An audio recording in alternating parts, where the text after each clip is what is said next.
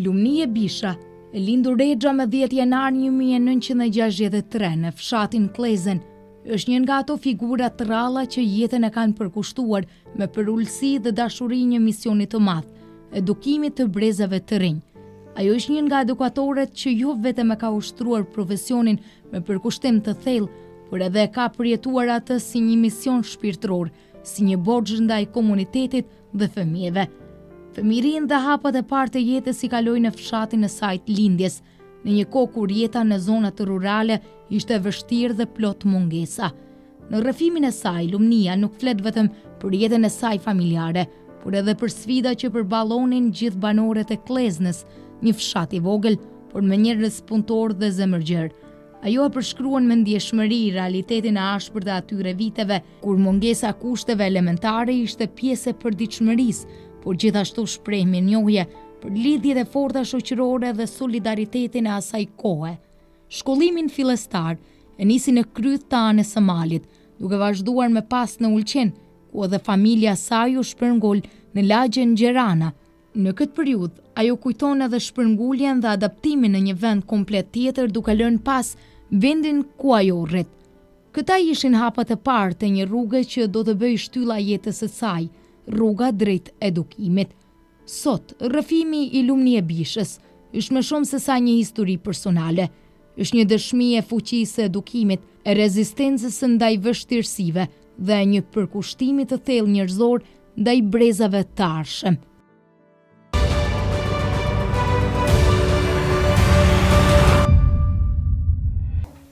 Përshëndetje miq të ekranit të televizionit të UTA, takohemi edhe në një tjetër emision, në emisionin tonë Portreti, takimi të hënës në orën 8:30. Unë kam trokitur në një djegë tjetër, këtë radhë më ka hapur derën një femër, një grua suksesshme mund të them. Ajo është Lumnie Bisha, e cila pranoi që sot hap dyert e shtëpisë për televizionin të UTA, por edhe për emisionin Portreti. Faleminderit dhe mirë se gjeta. Mirë se keni ardhur në familjen time. Në tregoni pak më shumë, kush është Lumnie Bisha? Unë e di që një shumë e mirë e Ulqinit, një numër i madh i Ulqinit, mos them Anamalit, Kraja, gjithë të njohin, por na tregoni pak më shumë kush ishte, kush ishin fillimet e Lumit? Unë jam Lumnie Rexha, e lindur në fshatin Klezen. Siç e dini, fshati Klezen ishte i ndamë në dy pjesë, Klezna poshtë dhe Klezna nalt. Unë jam në Klezen nalt e lindur, me 10 janar të vitit 1963, nga 2 prind të shkëlqyshëm dhe të përkushtuar për familjen. Kam edhe një vëlla dhe një motër, vëlla jeton në Gjerana 1, ndërsa motra në Shtetet e Bashkuara të Amerikës.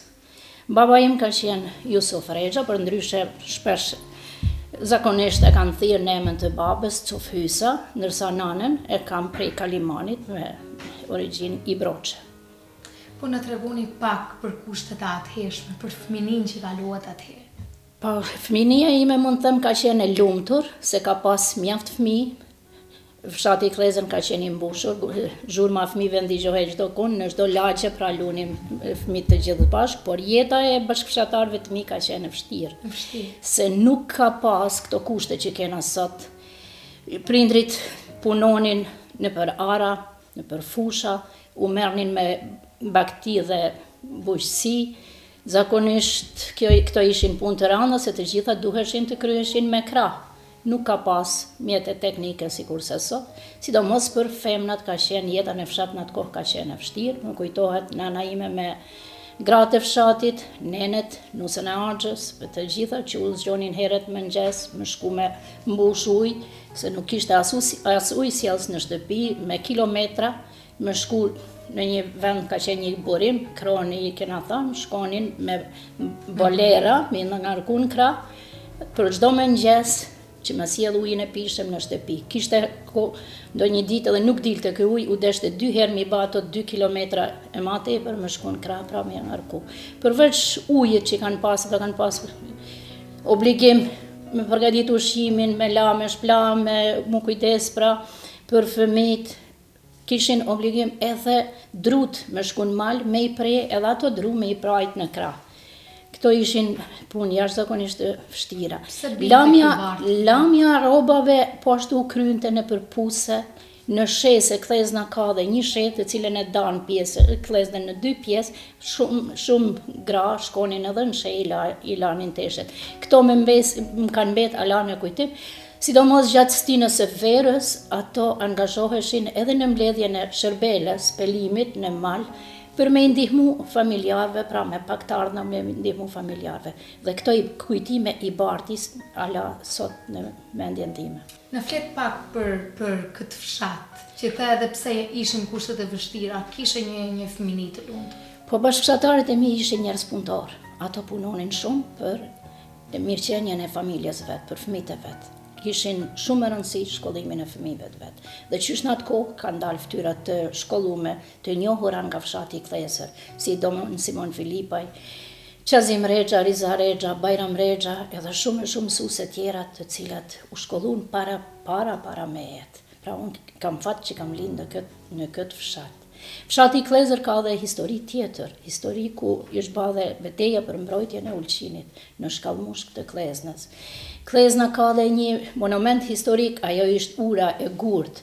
Këtë urë e ka ndërtu si pas bisedave të stërgjysherëve që na tregonin, një mjeshtër Dibran, i cili kërkoi nga kleznorët që gërqerja për këtë urë të jetë e nejun 15 vjetë, dhe mbas 15 viteve ai erdhi në Klezën dhe e ndërtoi urën. Fatkeqësisht ai mjeshtër mendohet që ka vdek në Klezën, ekziston edhe Vorri, ku është i varrosur.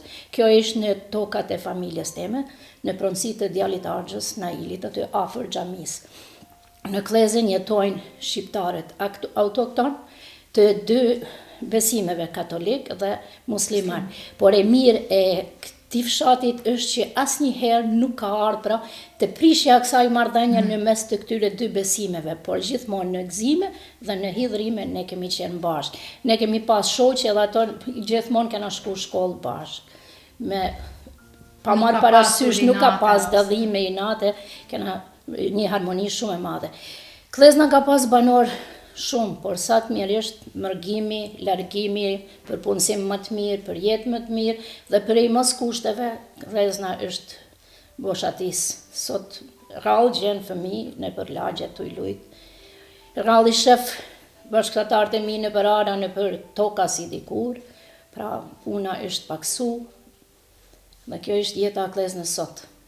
Po shkojmë pak tek fillimet e shkollimit. Unë në bisedën paraprake pash që Lumnia Bisha ishte një nxënëse e dalluar. Kur filloi ky dallimi, kur filloi ky zelli i mësimit, ishte edhe shkolla fillore një nisë?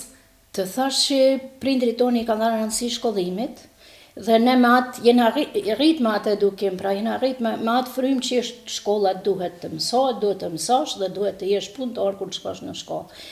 E kam fillu në fshatin Kryth, dihet se Klezna ka shkollën e vet, po ishte në Klezën poshtë, e për shkak të afërsisë, gjithë të Kleznës nalt shkojnë në shkollën e Krythës. Klezna ashtu ka 2 kisha, ka dhe një xhami, që mos ta harroj, ta them këtë gjë. Dhe shkollën e kam kry, pra e kam fillu në fshatin Kryth. Kam pas mësues Faik Cekën, Omer Çobin, Ramazan Malen, të ndjerin dhe kështu. Kam qenë nxënëse e tyre. Deri në vitin e 5 kam mësuar në shkollën fillore të Krythës. Në shkollë Kryth Klezën janë mase 2 kilometra, atëherë nuk ka pas automobila e të na çojnë prindrit përdoret, se prindrit tonë kanë qenë me angazhime tjera. Të ka çu ditën e parë, nana të ka regjistru në shkollë dhe ditëve tjera, obligimin ndaj neve më të vegjëlve e kanë marrë bashkëfshatarët, e kanë marrë fëmijët e fshatit, pra tjerë që kanë qenë më të mëdhenj, janë për kujdes për ne. Ju e dini se Klezna i ka atë kanjonin e Grykave, ish rrugë bajagi e vështirë për një fëmijë të moshës 6 vjeçare, 7 vjeçare, por ashtu ka qenë koha, ashtu ka qenë shkollimi jonë. Por nuk na ka mungu kur gja.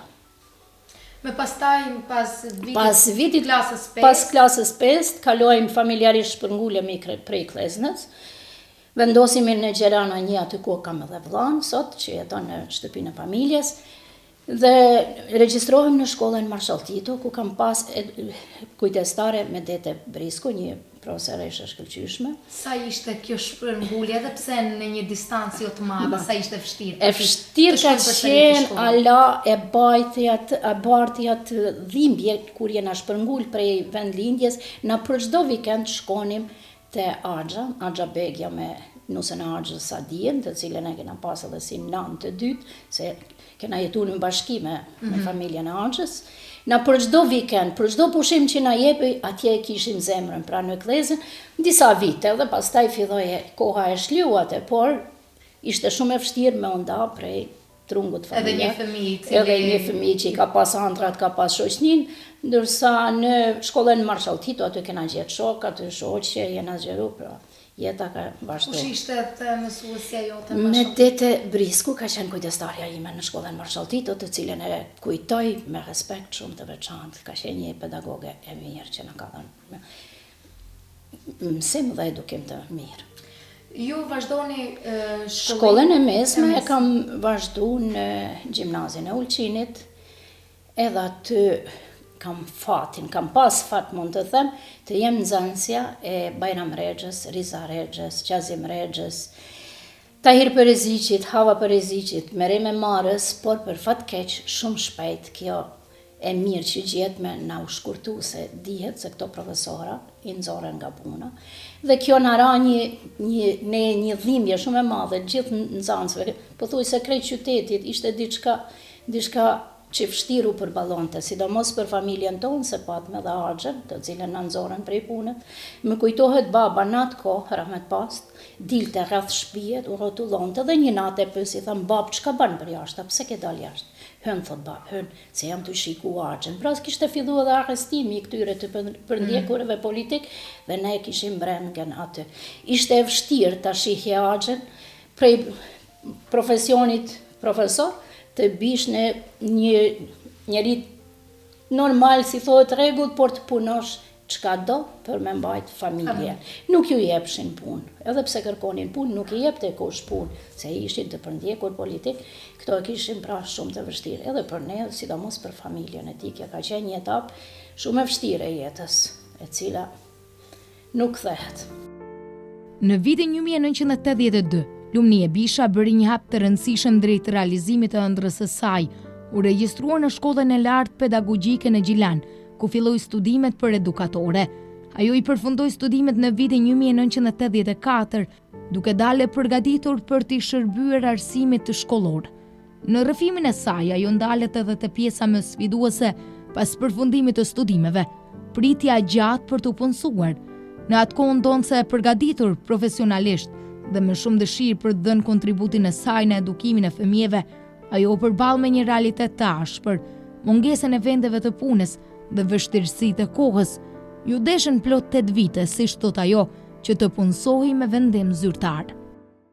Për të shku me viu studimet e larta, po ashtu konsultohem me Axhën edhe me prindrit e mi, nanën, babën. Kishe dëshirë diçka në arsim, dhe Axha më thot, ma parë ma pruni dhe ma sollin në shtëpi planin të konkursin, dhe thot, kishte me qenë e mirë, thot, ta marrësh degën për edukatore. Unë pak disha atëherë për edukatore, se në Ulqin kishte veç 3 edukatore, 2 kanë qenë qytet, dhe Shëmsia Seferin Katërkollë, ndërsa në Ulqin ka qenë Gjulije Kurti dhe Trëndajfile Kasneci. Këto janë ato 3 edukatoret e para që kanë qenë në Ulqin. Pak dishe pra për këtë profesion, por në vitin 1982-83 regjistrohem në shkollën e lartë pedagogjike në Gjilan, drejtimi për edukatore.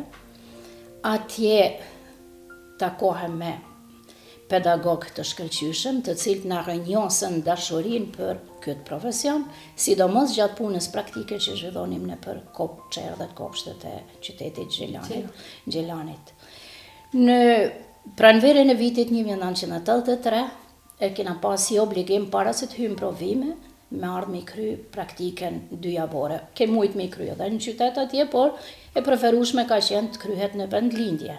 Dhe unë me atë udhëzim që kam me kry punën praktike, vinë në Çerdhen e Ulqinit, që ekziston edhe sot këtu të rrethi ku dhe punoj. Aty nuk njifshe kërkan, trokas në derë. Derën me hap drejtoresha dhe ishte edhe sekretaresha. Më pyet pse kam ardhur, i tregoj arsyen. Ndër tjera më thot edhe ku je? I tregoj edhe emrin e prindit, mirë po nuk i bani përshtypje. Sekretaresha ja vrej veshin ai mbiemri Rexa, dhe i thot që kjo është mbesa e profesorave të përndjekur prej qendrës shkollore. Ja kështu fillova unë ditën e parë të punës praktike në këtë kopsht. U ktheva me atë vërtetim që kam kry praktiken, dhe atje korri sukses, si 70 fitoj edhe lavdatën si studente e daluar, dhe në vitin me 17 korrik, vitit 1984, diplomoj, me ato diploma dhe me sukses të mirë, kërkoj punë në qytetin e Ulqinit, por mjeresht, e po atë të vështirë të punësohem, u desh të kalonin 8 vite që unë të fitoj vendimin si edukatore e rregullt në kopsht. Kam punu ndërkohë me zëvendësime kur kishin ato nevoj, kur ndonjëra prej 2 kolegeve kishte pushim mjekësor apo pushime tjera, kështu që ishtë dash 8 vite të pres për punësim. Në bëj pak ka dallimin si ishin kushtet mësimdhënies atëherë me sot, me qenë se kalove dekada nëse. Kushtet e mësimdhënies atëherë kanë qenë vajgje të vështira, Kena pas një klasë, më kujtohet kur kam filluar, kena pas një klasë në shkollën Marshall Tito, të jenë në fund korridorit. Ajo klasë ka qenë e lidhur me shkollat me klasët tjera.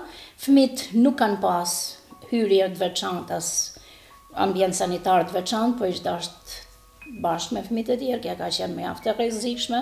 Grupet kanë qenë shumë të narkume me fëmijë.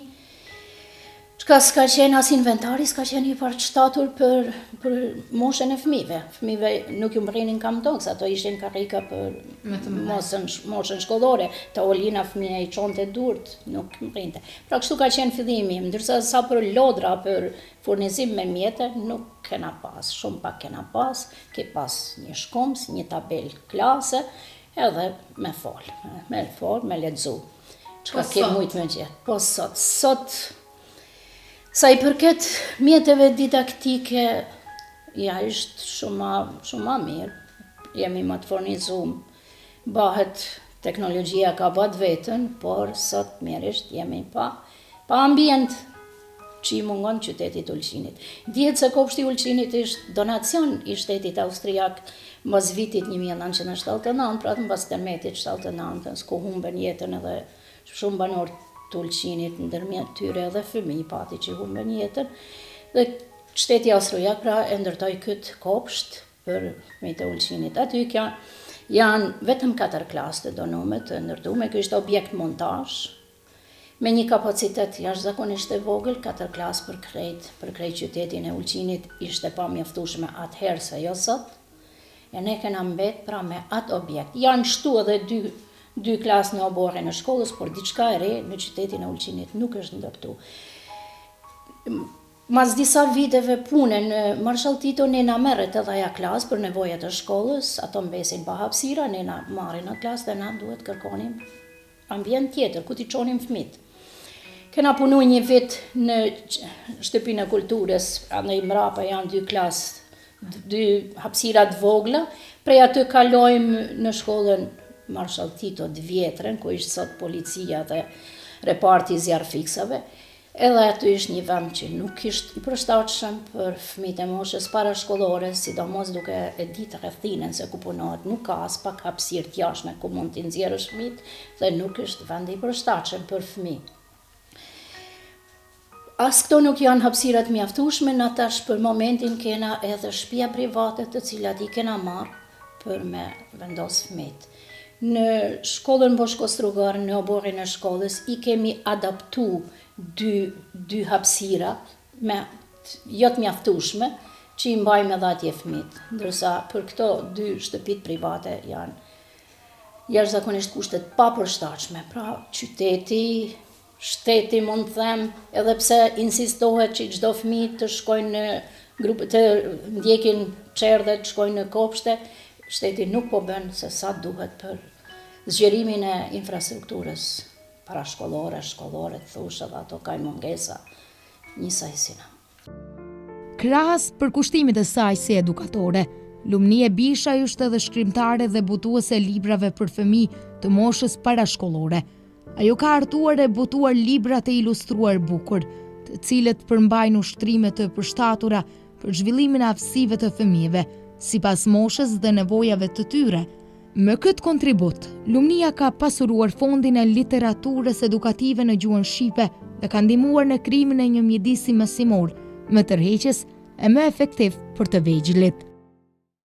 Po të shkojmë pak të marrim një kahje tjetër. Ne dim që Lumin e kemi edhe një botuese, një shkrimtare të librave parashkollor për fëmijë, cila ishte shtysa kryesore që të marrësh Fletën dhe lapsin.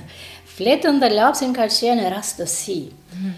Unë për me punu me fëmijë, për pata përgatit një fletor dhe aty i jepja shembujt e parë. Një bashk qytetar me thot, kush e ka punu këtë? Unë i tham, unë e kam punu. Ide thot shumë e mirë. Dhe unë atë që më tha, ide shumë e mirë, vite kunati im, Aslani për ndryshe njëni, shkrimtar, i thëm, kam ide të punoj një libër për fëmijët e moshës parashkollore. Ai ma përkrah këtë ide dhe thot, ide shumë e mirë, mundesh thot me fillu. Dhe më shtyn edhe me nxit pra që ta marr, se na prej shkollës të furnizoheshim, prej kopshtit furnizoheshim me mjete didaktike, por libra në gjuhën shqipe nuk dëpërtonin në çerdhen tonë. Nuk kishe drejti të marrje as prej Kosovës, as prej Shqipërisë, pra prej shtetit tam, nuk kishe drejt të merresh. Mund të furnizohesh në Beograd, Novi Sad, Sarajev, Zagreb, Shkup, këto gjana mundeshe, por jo prej. Dhe kjo më nxiti edhe korrigjimi i prindve, se kishte disa prind që refuzonin ta merrnin atë tekst. Tjetë çfarë i dut, po tjetë në gjuhën shqipe. Dhe kështu unë i hyra pra punës të përpilloj tekste për fëmijët e moshës parashkollore. Me këto material konkuroj në fondin për pakicat, të cilët e pan të ullës që duhet botohet ky libër dhe kështu doli libri i parë, Hapi krahët. Titulli i librit është prej një poezie dhe mas asaj kam vazhdu dhe disa libra tjetë për moshën matult, moshën 3 vjeçare, 4 vjeçare, përveç saj një në udushin në kopsht edhe gjëzet, kam përgatit edhe një përgatit për mbledh, pra disa gjëza, disa vjershat të shkurta, tërheqëse me të cilat punojmë. Po, të shkojmë pak edhe tek angazhimet jashtëshkollore, cilat ishin disa që bëje jashtë mësimit? Po në kohë të fundit kam fillu të merrem edhe me shkrime në kohën javore.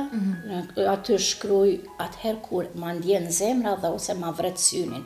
Për atë veç në ato raste shkruaj, pra kur e shoh të arsyeshme që diçka të kritikohet ose diçka të lavdohet. Më the që isha angazhuar edhe në një shoqatë grave. Kohën e fundit kam fillu të angazhohem edhe në këtë shoqatën e grave, kur e kam pa se sa rëndësi dhe sa rëndësishme ishte puna që ato bëjnë. Ato punojnë pra në ruajtjen e traditës dhe kulturës për të mirën e qytetit tonë, për të mirën e turizmit. Unë jam kyç me disa secila ka punimet e veta, me të cilat paraqitena për çdo manifestim që zhvillohet në qytet, për çdo marrim pjesë në për panajire. Cili është roli? Ruajtjen e gastronomisë. Unë kam qendisjen, siç ka qenë dikur, pra qendisjen e çantave, se dihet që tash po dalin prej dhe ishte nevojshme të dalin qeset dhe najzonit prej kesave, prej përdorimit, pra në qendisjen e disa çantave dhe këtyre kesave të vogla prej me lavandë aromatike. Lumi, me thënë bisedën para prake që ke 62 vite dhe 3 vite në pensionim. Si po të vjen, me qenë se vitet po afrohen? Po mosha bën veten, duhet lehet gjeneratave të reja, ta fillojnë ato dhe të vazhdojnë aty ku na e lanë. Sa mendon që kjo shkputje do jetë të vështirë? Besoj që nuk do jetë të vështirë, se unë jam edhe 3 herë gjyshe, do të merrem me rritjen e niprave dhe mbesave, shpresoj të kem edhe ma prej fëmijëve të mi. Jam nane vetë 3 fëmijëve, kështu që jam e përmbushur. Nënë 3 fëmijëve dhe gjyshe 3 herë gjyshe, 2 mbesa dhe 1 nip. Po në trego pak për këtë rolin e gjyshes, si edukatore, sa të mbush edhe kjo pjesë? Ishte një kënaqësi e veçantë. Të punosh me fëmijë vërtet ishte kënaqësi, por edhe kur i ke të fëmijëve të vetë ishte edhe ma kënaqësi. Të plotësohet jeta. Po në flet pak për jetën personale tënde, për familjen tënde. Unë jam martu në vitin 1984, bashkëorti im ishte Gania. Ai përndryshe ishte edhe shahist i mirë, tash 2 vite ishte në penzion, kohën e lirë e kalon me shah, me marrjen e shahit, ishte adhuruesi shahit. Po fëmijët? Kam 3 fëmijë, 2 vajza dhe 1 djalë. Djali jeton këtu me ne, ndërsa vajzat janë për jashta në Gjermani të dyjet me 2 mbesa që i kam atje. Të 3 janë fëmijë të shkolluar, ne i kena dhënë rëndësi shkollimit të fëmijëve dhe jena përkushtu, ashtu siç janë përkushtu prindrit e mi me na shkolluar neve. Ka qenë një kohë, një periudhë e vështirë e shkollimit të fëmijëve, se ka qenë ajo koha kur i kam pas të 3, njërin në Tiranë, tjetrin në Podgoricë, ndërsa vajza vogël ndërrim studentëve në Amerikë. Ka qenë edhe kriza ekonomike, por ja kemi arrit, ja kemi dalë qëllimit, t'i shkollojmë të 3 fëmijët. Me qenë se erdhëm edhe drejt fundit, Lumi, cila do t'i ishte një këshilla jotja për nënat e reja, për edukatorët e reja? Nënat e reja i kisha këshillu që t'i largojnë telefonat dhe aparatet teknike prej dorës fëmijëve, sidomos deri në moshën 3-4 vjeçare. Vrehen shumë mangësi, shumë lëshime që i bajnë prindrit e ri, mendojnë se me veshje të firmosur dhe edhe me telefon që ja japin fëmijëve në dorë, do ta bëjnë me të mirën, por atë ka bojnë më shumëtit. Të vjen nëna në derë dhe thot fëmija ime flet gjuhën angleze, por kur e shef sjelljet e atij fëmijës dhe ti e vren sa atë ka ngecje, mangësi. Ishte mangësi shumë e madhe që e ka kaplu këtë tash për tash rinin tonë. Edhe diçka për në fund, cila do t'ishte ose t'ka mbetur ndonjë peng në jetë? Peng i jetës më ka mbet që ulqinin po e la pa kopsht të ri. Janë 40 vite që unë pres, pra që është ditën e parë që kam startu në punën praktike, të hapet një kopsht të ri, se për çdo vit na u thonte që tash po fillon të ndërtohet, por unë mjerisht po i laj këto fëmijë pa kopsht të ri. Kjo është një peng që do të më mbetet. Po çfarë planesh ka Lumi tash, me qenë se edhe po afron pensioni? Për momentin jam të i mbledh materialin prej arkivit kopshtit, besoj që do t'i kushtohem asaj pune, që të lënë dritë diçka nga puna ime dhe puna e kolegeve të mia të shkëlqyeshme, se në kopshtin Solidariteti është bërë dhe bëhet gjithmonë punë cilësore.